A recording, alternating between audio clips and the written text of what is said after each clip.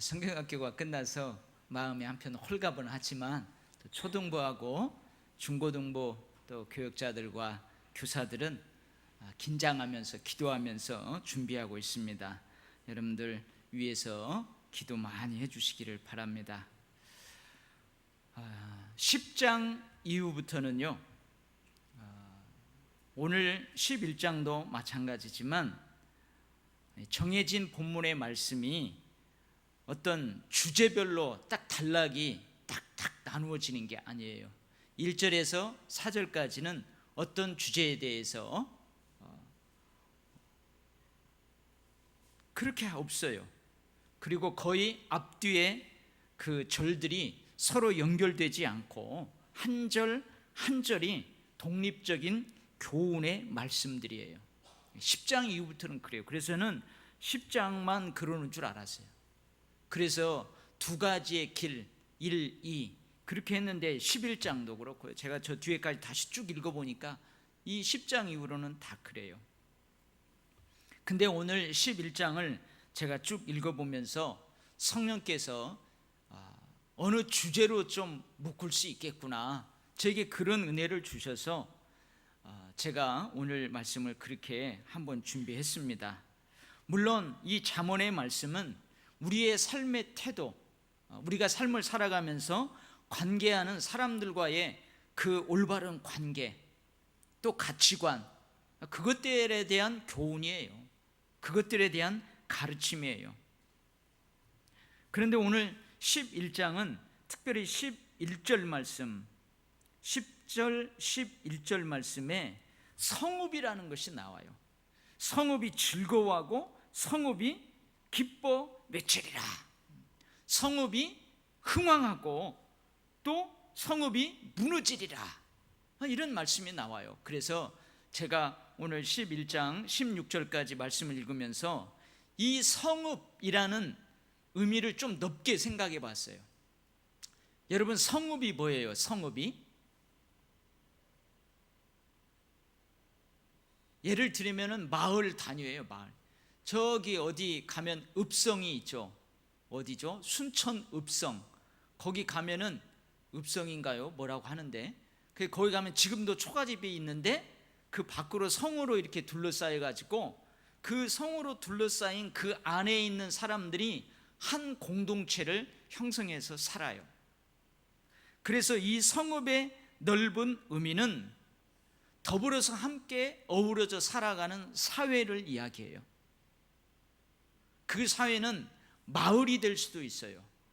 마을이 될 수도 있고, 또 적게는 뭐가 될 수도 있어요? 가정이 될 수도 있어요. 가정이.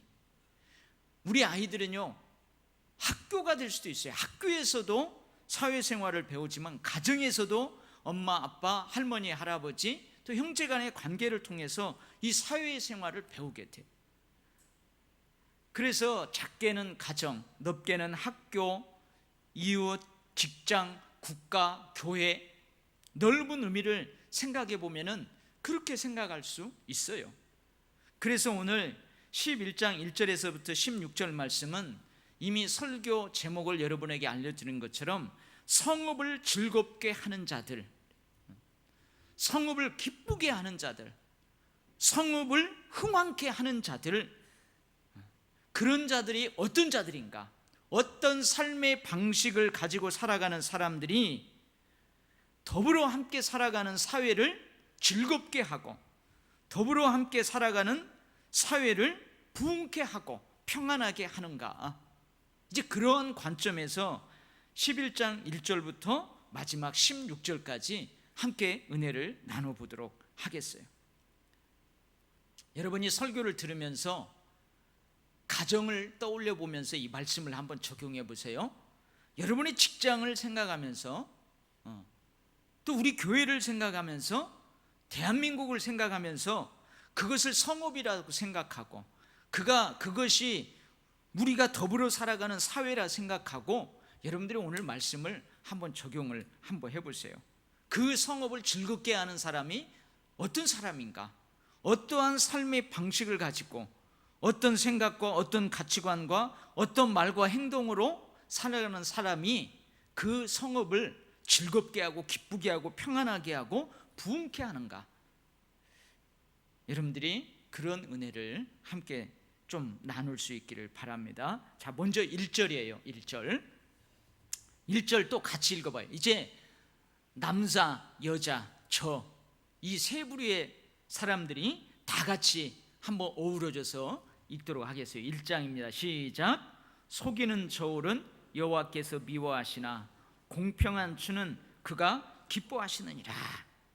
여러분, 여기에서 공평한 추는 뭐고 속이는 추는 뭐예요? 추가 여기서 뭐예요? 저울을 의미해요. 저울. 공평한 저울. 여러분, 가끔 시장에 가서 그 근수로 뭘 팔 때가 있죠. 무게로 뭘 팔 때가 있어요. 그러면 거기 안전뱅이 이렇게 저울이 딱 있어요. 만약에 여러분들이 저 오늘 소고기 아니 돼지고기 살코기로 금방 막 잡은 돼지고기 살코기를 사다가 오늘 수요예배 마침에 좀 늦었지만 조금 묵은 김치에다가 그거 딱 가가지고 보글보글보글 두부 딱 쓸어놓고 파 쫑쫑쫑 쓸어놓고 그래가지고 김치찌개를 많이 끓여 먹으려고 여러분들이 고깃집에 갔어요. 오늘 찌개거리로 그 돼지고기 한 근만 주세요 그랬어요. 근데 거기다가 사장님이 탁탁 떼어가지고 저울에다가 딱 올려놨어요. 그러면 여러분들이 괜히 적은 것 같다 그러면 사장님한테 어떻게 해요? 사장님은 그 저울 추 맞아요? 한번 고기 내려보고 초점이 아니고 뭐요? 0점 잘 잡혀졌는가 한번 보세요 그러잖아요. 그게 추예요. 추. 근데 이게 0점이 잘 잡혀져 있어.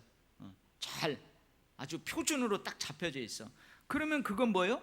공평한 추예요. 공평한 저울이에요. 정직한 저울이에요.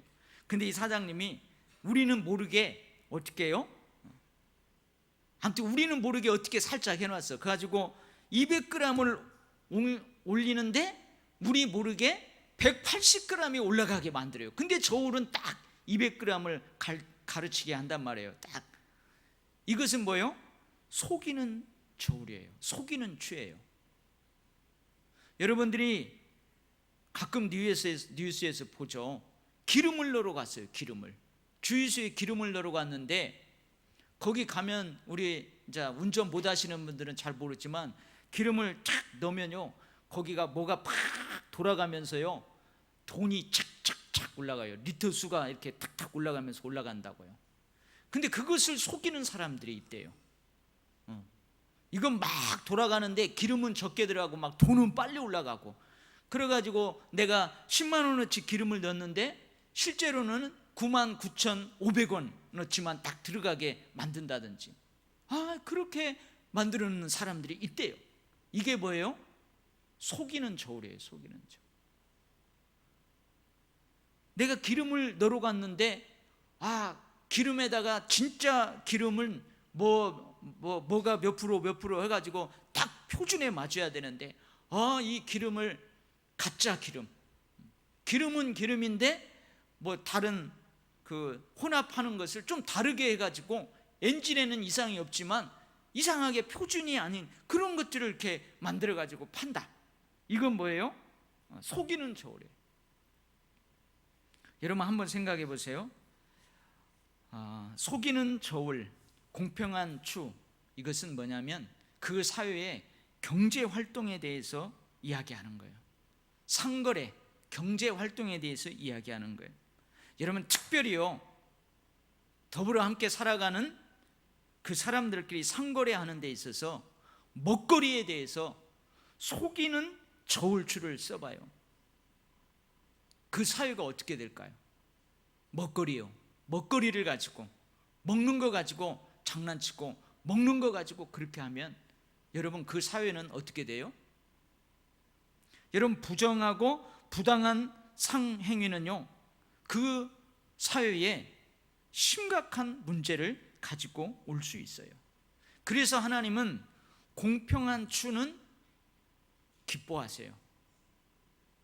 부정하지 않고 부당하게 하지 않고 정당하게 딱 표준을 지키면서 올바르게 거래하는 경제 활동은 하나님이 기뻐하세요. 근데 조금 돈 더 벌겠다고, 조금 자기가 투자하는 비용을 아끼겠다고 속이는 사람, 그 사람은 하나님이 미워하세요. 여러분, 그 성읍을 기쁘게 하는 사람은 이 둘 중에 어떤 사람이 그 성읍을 기쁘게 해요? 어떤 사람이 기쁘게 해요? 하나님이 기뻐하시는 공평한 추를 가지고 경제 활동을 하는 사람, 그 사람이 그 성읍을 기쁘게 해요. 아멘, 할렐루야. 그 다음에 2절 같이 읽어봐요. 시작. 교만이 오면 욕도 오거니와 겸손한 자에게는 지혜가 있느니라. 여러분, 여기 겸손한 지혜자, 지혜롭게 겸손한 자, 그 다음에 교만한 자, 거만한 자. 여러분들이 살아가는 그 사회에요, 거만한 자가 많아져 봐요. 여러분의 직장에요, 아주 거만한 자, 교만한 자가 많아 봐요. 그 직장에 가면요, 가기 싫을 거예요. 그 직장이 기쁘지 않아요. 모두가 다 자기가 잘났다고 하고, 질서도 없고, 겸손하게 섬기는 자도 없고, 모두가 다 섬김을 받으려고 하고, 그래 봐요. 가정도 마찬가지고, 교회도 마찬가지고, 직장도 학교도 마찬가지고, 국가도 마찬가지죠. 자기의 위치나 자기의 사명이나 자기 분수를 모르고 교만하고 거만한 자들이 여러분의 마을에 많이 있다고 봐봐요. 여러분의 성읍에 그런 자들이 막 득실득실 한다고 봐봐요. 그러면 서로 높아지려고 앙웅다웅 할 거예요. 욕을 본다 그랬는데요, 여기저기에서 욕설이 난무할 거예요. 그런 성읍은 결코 평안할 수 없어요. 그런 성공은 잘 될 리가 없어요. 근데 서로 겸손해요. 지혜롭게, 저 사람이 눈치채지 못하게 지혜롭게. 어떤 사람은요, 말로는, 행동으로는 이렇게 겸손한 척 하는데 속으로는 얼마나 교만한지 몰라요. 그 다 느껴져요. 그러지 않고 진짜 겸손하게. 여러분, 그런 사람들이 지혜롭게 겸손한 자, 겸손한 지혜자가 많은 여러분의 성읍, 여러분 어디서 살고 싶어요? 어느 성읍에서 살고 싶냐고요? 당연히 겸손한 지혜자가 많은 그 성읍에서 살고 싶을 거예요. 아멘. 그 다음에 3절 같이 읽습니다. 시작. 정직한 자의 성실은 자기를 인도하거니와 사악한 자의 패역은 자기를 망하게 하느니라. 여러분, 이것도 마찬가지죠. 여러분이 살아가는 성읍에요, 정직한 자가 많아요. 성실한 자가 많아요. 정직하면서도 성실한 사람들이 많아요. 여러분, 그 동네에서 살래요? 아니면은 아주 사악한 자가 많아요? 아이고, 오늘 또 동네 나가면은 그 사람 만나면 어떡하나, 그래가지고 집 나가면서 침 탁탁탁 뱉고 오늘 제발 그 사람 안 만나게 해주시오 하고 나간다고. 여러분, 그런 동네에서 산다고 생각해봐요. 그 동네는 망해요. 사람들이 점점점 다 이사가요. 저 이웃 동네, 정직한 자가 많은 동네, 정직하면서 성실한 사람들이 많은 동네, 그 동네로 다 이사가고요. 저 동네는요, 서로 패역한 자들만, 사악한 자들만 가득한 동네가 되어버려요. 결국은 저 동네는 뭐예요? 빈집이 하나둘 많아지고, 누군가가 거기 와서 그 사악과 패역을 개혁시키지 않는다면 그거 누가 살겠어요? 그 다음에 4절 말씀 같이 읽어봐요. 시작. 재물은 진노하시는 날에 무익하나 공의는 죽음에서 건지느니라. 여러분, 저는 얼마 안 살았지만 또 제가 투표권을 이제 가진 지도 여기 앉아 계신 분들에 비하면은 얼마 안 되지만, 여러분, 저는요, 총선 국회의원으로 나오는 분들, 대통령으로 나오는 분들, 여러분, 나는 경제를 살릴 수 있습니다, 나는 여러분들 잘 먹을 수 있습니다, 그거 내가 할 수 있습니다 하는 사람 안 믿어요. 나는 못 믿어요. 나는 못 믿어요. 그리고 설령 여러분, 그래서 우리가 경제가 좋아지고 잘 살아요. 막 국민소득 5만 불 시대가 막 돼요. 최저임금도 지금 10,000원대, 8,000원대 그 사이에서 막 줄다리기를 하는데 10,000원, 20,000원 돼서 우리가 막 물질로 막 풍성하게 잘 살아요. 여러분, 그런데 풍요롭고 잘 사는데요, 사람들의 정신상태, 사람들의 윤리, 도덕, 그것은요 꽝이에요, 꽝. 그러면 여러분 어디에서 살래요? 여러분 어디에 살래요? 제가 이번에 거기를 갔는데요, 제가 특이한 것을 하나 봤어요. 우리도 이렇게 지하철 타고 또 버스를 타고 이것을 뭐라고 그러죠? 돈 한 번만 내고 환승이라고 하잖아요, 환승. 근데 거기도 환승이 있어요. 근데 지하철 타고 바로 내리서 나오잖아요. 그러면 그 버스를 환승을 하는 거예요. 근데 여러분, 버스가 그 길로 들어오고 나가잖아요. 근데요, 이 버스가 지하철에서 나온 사람을 타고 출발을 해요. 나가요. 근데 나가는데 거기를 뭘로 막지를 않았어요. 우리는 이렇게 버스가 나가면은 뭐 문이 탁 내려와가지고 저쪽에서 사람 못 들어오게 딱 막아놓거나 그럴 거 아니에요. 근데 안 막아놨어요. 그러면 안 막아놓으면은 사람들이 저쪽에서 그냥 들어와가지고 전철 확 타고 갈 수도 있고 그냥 공짜로 버스 타고 갈 수도 있잖아요. 그냥 안 막아놓고 거기 비어 있어요. 그래서 내가 여기는 저걸 어떻게 통제하나? 그래 봐가지고 CCTV가 있는가 봤어요. CCTV를 딱 봐가지고 그쪽에서 들어오는 사람은 CCTV 봐가지고 딱 어떻게 하면 되잖아요. 근데 그것도 안 돼 있어요. 그래서 제가 어진이한테 물어봤어요. 야, 어진아, 저기는 우리 한국 사람 같으면은 한 사람 두 사람은 야, 자도 간다, 나도 가자 해갖고 막 우르르 들어와가지고 다 공짜로 막 타고 그럴 텐데, 야, 여기는 어떻게 한다냐? 저 CCTV도 없고 누구 지키는 사람도 없어요. 어떻게 한다냐 그랬더니요, 무서운 게 한 가지 있다고 말이에요. 내버려 두다가요, 불시에 딱 해가지고 걸리잖아요. 그러면요 벌금이요 어마어마하답니다. 우리처럼 뭐 주차 위반하면 4만 원, 5만 원이 아니고요. 거기 제가 운전하는데 목사님 그래요. 목사님은 고속도로에서요 경찰 없다고 절대 110이 그 규정 속도인데 160 막 그렇게 달려. 한국처럼 그렇게 달리지 마세요. 경찰이 없는 것 같아도. 그래가지고요 한 40km, 50km 이상 되면요 벌금이 얼마인 줄 아세요? 1,000만 원 가까이 된대요. 절대 하지 말라요.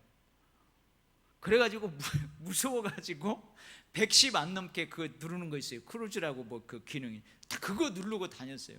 근데 하루는 그쪽 그 평안교회 목사님하고 같이 고속도로를 가는데 딱 봤더니 이 양반은 막 120까지 달리는 거예요. 목사님 그 벌금 1,000만 원 내야 됩니다. 천천히 달리세요. 그랬더니 우리나라처럼 한 10km는 이렇게 여유를 주나 봐요. 여러분, 벌금으로도 그렇지만 여러분 불시하잖아요. 국민성 아닐까요? 국민들의 그 뭔가가 그게 아닐까요? 여러분들 어디에서 살고 싶어요? 부자 동네에서 부자요. 부자인데 거기에 막 국민들이 질서도 없고요. 그래요. 막 침도 아무데나 팍팍 뱉어버리고요. 막 나무집 집 앞에다가 오줌도 막 싸버리고요. 쓰레기를 갖다 버리는데 막 분리수거 잘해야 되는데 거기다가 아무 갖다 넣어가지고 저 앞에 집에다가 던져놓고 그래요. 잘 살기는 잘 살아요. 막 전부 다 막 벤츠 타고 다니고 막 그래요. 어디 듣도 보도 못한 차를 타고 다니고요. 부자요. 막 삐까삐까한 집에서 살아요. 근데 그렇게 살아요. 그러면 여러분 그런 동네에서 살래요? 아니면 초가집일지라도 조금 돈은 없을지라도 범죄 없는 마을, 아주 질서 정연하고 휴지도 없고요, 가르침도 안 받고요, 분리수거도 잘하고, 여러분 그런 동네에서 살래요? 에? 그런 동네에서 살겠죠? 여러분, 재물보다 사회의 공의를 더 가치 있게 여기는 자들이 많은데, 불의한 불법적인 수단으로 쌓은 재물, 그거보다는 하나님의 공의와 정의, 사회 질서와 법을 무너뜨리지 않는 사회의 정의를 잘 지키는, 그래서 돈을 조금 번다 할지라도, 우리가 조금 가난하게 산다 할지라도, 여러분, 재물은 진노하는 날에 무익해요. 그러나 공익은요, 죽음에서 건진대요. 오늘 그 다음에 5절부터 7절까지 같이 읽겠습니다. 시작. 완전한 자의 공의는 자기의 길을 곧게 하려니와 악한 자는 자기의 악으로 말미암아 넘어지리라. 정직한 자의 공의는 자기를 건지려니와 사악한 자는 자기의 악에 잡히리라. 악인은 죽을 때에 그 소망이 끊어지나니 불의의 소망이 없어지느니라. 여러분, 아까 4절에서도 재물과 공의에 대해서 얘기했지만 5절에서 7절까지도 계속 뭐예요? 정직한 자의 공의, 완전한 자의 공의, 그 다음에 대조시키는 게 뭐예요? 사악한 자의 악, 소망 없는 악인의 불의. 여러분, 어느 것이 내가 살아가는 성읍을 살려요, 평안하게 하여 안전하게 만듭니까? 여러분, 여기에서 완전한 자, 정직한 자는 뭐 윤리적으로 도덕적으로 흠이 없고 티가 없다는 말이 아니에요. 하나님을 경외하는 자예요. 자기의 삶의 기준이, 자기의 삶의 방향이 하나님께 늘 맞춰져 있는 사람이라 그 말이에요. 여러분, 우리가 삶의 기준을 하나님의 말씀에 두고 살아요. 우리의 삶의 방향은 항상 예수 그리스도에게 맞춰져 있어요. 그러되 어떻게 해요? 살아가다 보면 삐끗해서 넘어지고 그러잖아요. 우리 완벽하지 않아요. 그러나 이러한 사람을 성경에서는 완전한 자, 정직한 자라고 한단 말이에요. 그런 사람들이 사회의 공의와 정의를 지켜나갈 때 그 성읍은요, 평안하게 되어 있어요. 그 다음에요, 8절에서부터 9절까지 같이 읽습니다. 시작. 의인은 환난에서 구원을 얻으나 악인은 자기의 길로 가느니라. 악인은 입으로 그의 이웃을 망하게 하여도 의인은 그의 지식으로 말미암아 구원을 얻느니라. 여러분, 환난에서 구원을 얻는 의인, 이것을 뭘 하면은, 여러분들이 살아가는 그 성읍에 여러 가지 막 환난이 찾아왔어요. 여러 가지 어려움이 있어요. 그런데 어떻게 해요? 요셉처럼 민족을 구하고 가족을 구하는 것처럼 거기 앞장서서 뛰어드는 사람, 그 성읍의 어려움을 회피하지 않고 어떻게든지 이것을 지혜롭게 슬기롭게 여러분 잘 극복하려고 하는 사람이 많은 동네에서 살아가는 것. 그리고 여러분, 그 사람들이 나와가지고 말로, 가르침으로 우리 이렇게 하면 이겨낼 수 있습니다, 이렇게 하면은 우리 성읍이 충분히 극복하고도 남음이 있습니다, 막 그렇게 해서 의견을 모으고 서로 격려하고 위로하고 힘을 막 같이 합치고. 여러분, 그런 사람들이 있는 동네에서 살고 싶어요? 아니면 자기 이익만 구해, 그 자기 소견대로 자기 길을 가요? 자기 소견대로 전부 다 의견을 모으고 막 격려하고 그런 게 아니고 그냥 자기 이익에 따라서 자기 소견대로 막 끌고 가고요. 입을 벌리면은 어려울 때 오히려 막 기름을, 거기다가 불난 집에 기름을 붓는다고 막 입을 벌려가지고 이웃과의 관계를 막 파괴시켜버리고 오히려 분열을 조장하고 갈등을 조장하고 어려울 때에 더 어렵게 만드는 사람. 여러분, 그런 사람이 많은 그 동네에서 살고 싶어요? 어디에서 살고 싶어요? 그 다음에 10절 말씀입니다. 10절 말씀 시작. 의인이 형통하면 성읍이 즐거워하고 악인이 패망하면 기뻐 외치느니라. 이게 무슨 말이냐면요, 그 성읍이 있는데요, 의인들이 잘 되면 박수 쳐주는 거예요. 의인들이 잘 되면 박수 쳐줘요. 나는 당신이 그렇게 축복받을 줄 알았습니다. 당신이 축복받아서 우리도 덩달아서 그 축복의 콩고물이 떨어져서 너무 기쁘고 즐겁습니다. 그래요. 근데 악인이 막 망해가요. 악인이 망해요. 그러면은 어떻게 해요? 기뻐하면서도 안타까워해요. 막 안타까워하는 거예요. 내가 저럴 줄 알았어. 근데 너무 안타깝다. 저 사람도 빨리 깨달았으면. 여러분, 그런 사람들이 많은 성읍과 반대예요. 반대예요. 의인이 패망하면 막 박수 쳐요. 의인이 막 망해가면 박수 치고, 의인이 막 돌부리에 건져서 넘어지면 여러분이 기뻐하고 즐거워하는 사람들이 많은 동네에 산다고 생각해요. 내가 저럴 줄 알았어. 지가 무슨 용가리 똥표, 무슨 통뼈야 뭐야, 저만 잘난 줄 알고 내가 저럴 줄 알았어. 그러더니 잘난 체 하더니 잘 됐어. 갖고 막 박수 치는 거예요.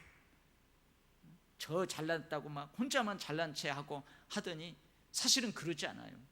그러지 않은데 막 박수 쳐요. 근데 막 악한 사람들, 힘은 있는데 악해요. 그 사람이 잘 되고 그러면은, 야, 저 악하기간질라 하지 힘까지 있지. 그러니까 막 저 사람이 잘 되면 오히려 박수 쳐줘.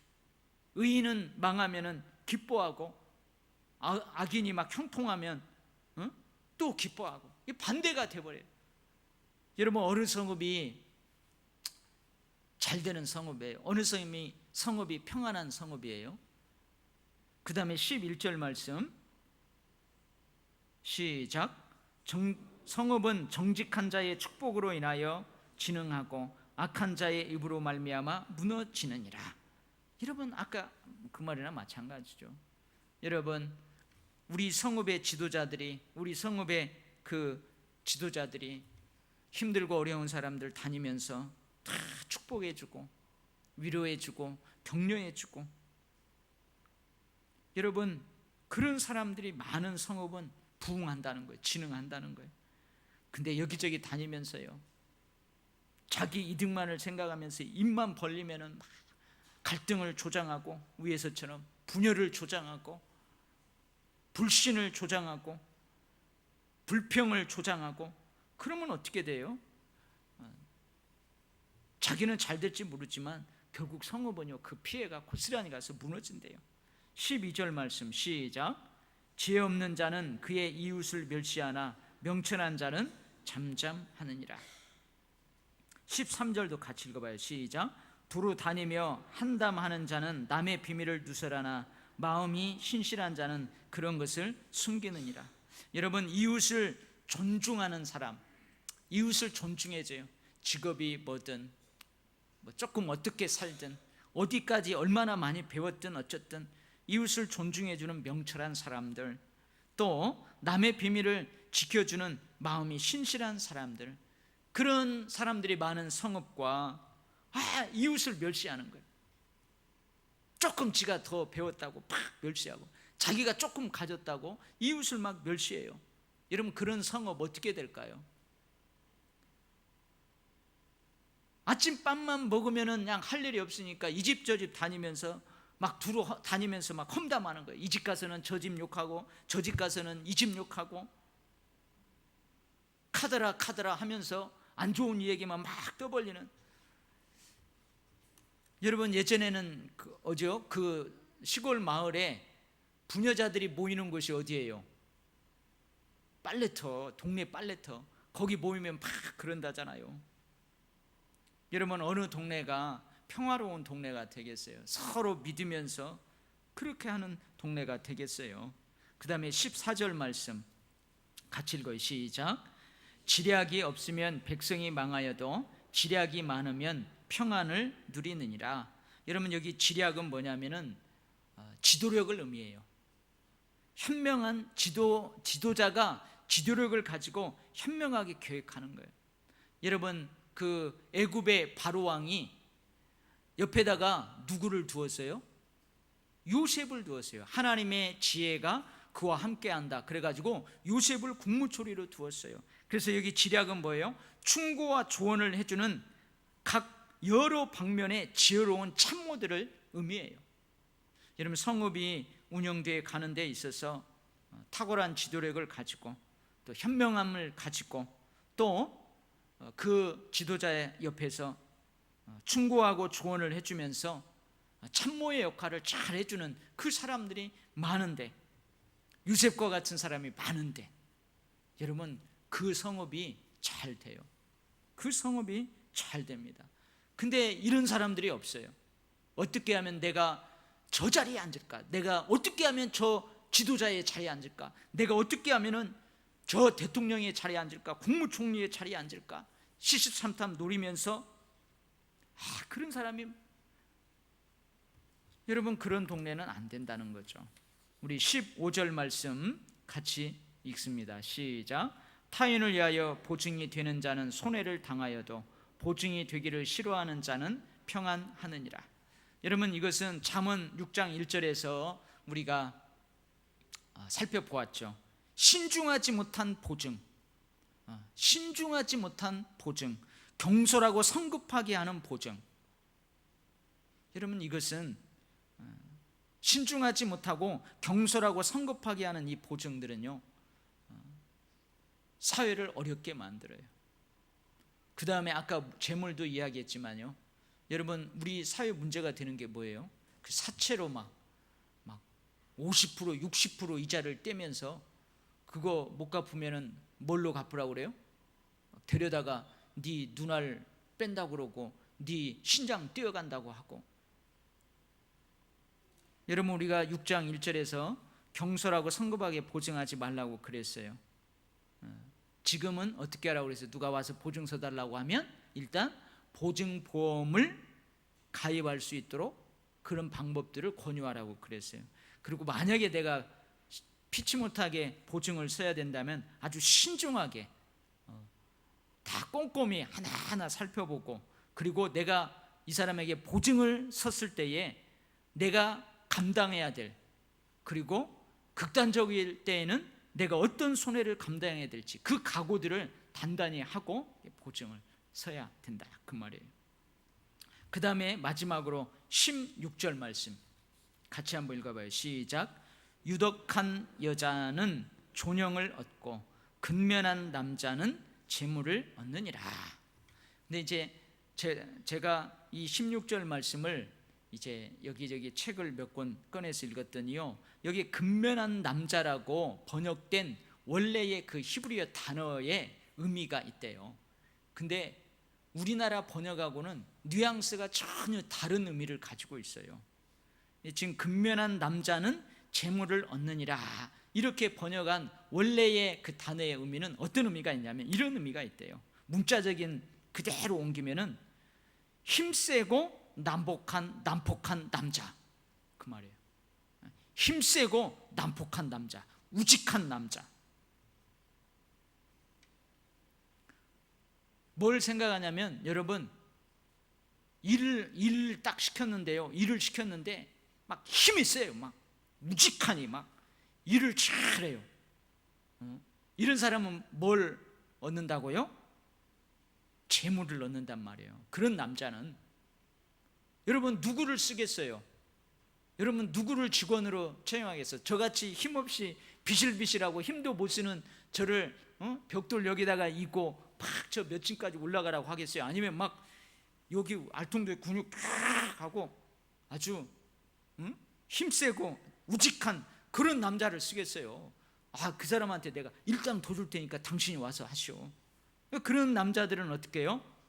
재물을 모은다 이가요. 그래서 앞에하고 대조되는 거예요. 유덕한 여자는 뭘까요? 유덕한 여자는? 유덕한 여자는 이제 저 뒤에 오는데요, 현숙한 여인을 의미해요.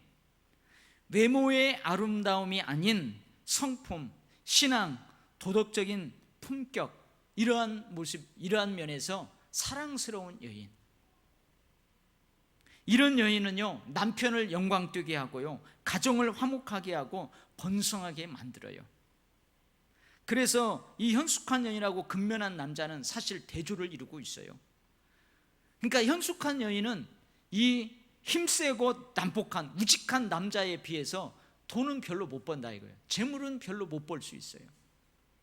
근데 성품이나 신앙이나 도덕적인 품격에서 고상함이 있어요, 이 여인은. 근데 이 근면한 남자는 재물은 모을 수 있는 막 힘은 있어요. 예전에는 그랬잖아요. 이 성서시대에는 힘이 곧 노동력이에요. 힘이 곧 자본이에요. 근데 성품이나 신앙이나 도덕적 품격에는 뒤떨어져요. 돈은 잘 버는데 이 부분이 뒤떨어진단 말이에요. 그러면 이 남자를 누가 잡아줘야 돼요? 이런 남자는 누가 옆에 있어야 영광이 돼요? 그 벌어온 재물을 잘 지혜롭게 사용할 수 있어요. 누가? 현숙한 여인이 옆에 있어줘야 돼요. 그러니까 나 같은 사람 옆에는 누가 있어야 돼요? 저 장미숙 같은 사람이 있어야 된다 이 말이에요. 그래서 저 사람을 띄워놓고 보면 저는 그냥 힘세고 나복한 그런 사람이 될 수 있다 그 말이에요. 오늘 이 16절 말씀이 그 말씀이에요. 그래서 여러분 16절 말씀을 이제 성읍으로 적용을 해봐요. 여러분, 비록 성품이나 신앙이나 도덕적인 품격, 인격적인 면에서 조금 떨어지는 남자가 있어요. 근데 힘도 세고 건강하고 일도 잘해요. 근데 이 남자를 무식하게 안 보이게 만들어요. 성품이나 신앙이나 도덕적인 품격에서 천박하게 느껴지지 않게 만들어요. 그 옆에 누가 있어야? 현숙한 여인이 있어야. 비록 힘은 없고 나약해서 돈은 못 벌어와도 성품이나 신앙이나 도덕적인 품격에서 고상함을 가지고 있는 현숙한 여인이 그 옆에 있을 때에 그 남편을 영광되게 하고 가정을 화목하게 하고 번성하게 만든다 그 말이에요. 그러니까 이것을 성읍에다가 비유를 해봐요. 여러분, 현숙한 여인은 어떻게 보면은 그 앞에 있는 지략이에요. 지략가들 그런 거예요. 그리고 여러분, 그 성읍에 이런 현숙한 여인들이 많다고 생각해요. 가정에 이런 여인들이 많아요. 예전에 우리 진짜 어렵고 힘들 때에 우리 그때 돈 벌러 어디 갔어요? 남편들이 돈 벌러 어디 갔죠? 사우디아라비아 갔어요. 사우디아라비아. 저희 고향교회도 그 사우디아라비아 갔다 온 분이 있어요. 사우디아라비아 가서. 그래서 갔다 와가지고 아주 교회에다가 감사하다고 기념이 될 만한 것을 해놓으시고, 지금은 그분이 목사님이 되셨어요. 목사님이 되셨어요. 근데 그때 남편이 사우디 가가지고 그 떼약볕에서 모래바람, 모래폭풍 속에서 그 일을 해가지고 돈을 또박또박 어디로 보내요? 한국으로 보내는데 한국 누구한테 보내요? 그 아내한테 보내요. 아내한테. 그러면 현숙한 여인, 오늘 유덕한 여인은 어떻게 해요? 그 돈, 아이고 힘센 우리 남편, 우직한 우리 남편, 거기 가서 그렇게 해서 이렇게 돈을 벌어서 보냈는데 내가 이거 허투루 쓰면 안 되지. 그래가지고 그것을 어떻게 해요? 적금을 들어내요. 1억짜리 5년 1억짜리 정기 적금을 들어놔요. 그리고는 아이들하고 같이 아끼면서 살아요. 그 남편이 10년 일하고 딱 돌아왔어요. 건강하게 돌아왔어요. 돌아와 봤더니 애들이 반듯하게 공부 다 마치고 있고요. 내가 갈 때는 막 지하방에서 왔다 갔다 했는데 이 아내가 얼마나 살림살이를 잘했는지 막 여기 신길동에 아파트 하나 딱 마련해 놓고 있고. 할렐루야. 생각만 해도 이게 그런 말씀이에요. 16절. 근데 어떻게 해요? 남편이 보내주면은, 남편이 언제 올지 어떻게 알아? 죽었는지 살았는지 갖고 그 보내주면 어디로 가요? 이제 저 중앙동에 이제 저녁에 딱 되면은 이게 돔이 딱 열리고 막 불빛이 돌아가고 하면 춤추고 나이트클럽 가가지고 그 돈 다 써버리고. 그리고 또 어떻게 해요? 착한 남편이 있는데 옆에 제비족 만나가지고 같이 막 그래요. 그런 여인은 어떻게 해요? 그 가정을 어떻게 만들어요? 어떻게 만들어요? 그 남편을 어떻게 만들어요? 여러분, 그걸 생각하면 돼요.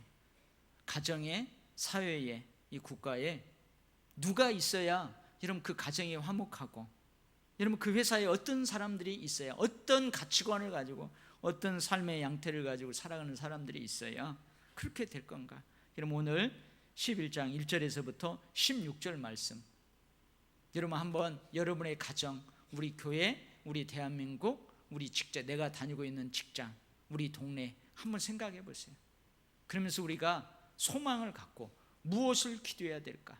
무엇을 기도할까? 우리나라를 위해서 기도할 때 뭘 위해서 기도할까? 기도하겠습니다. 하나님 아버지,